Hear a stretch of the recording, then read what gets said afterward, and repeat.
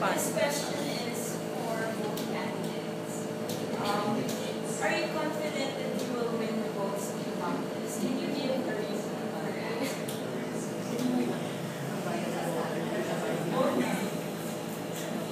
So ako yung muna sagot, no?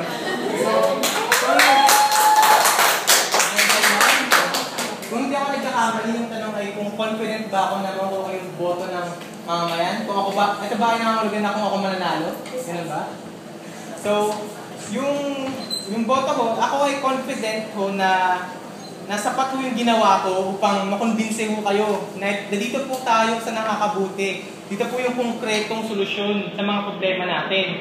Ngayon po, kung hindi ko naman masasabi kung kung sino talaga ang boto ninyo.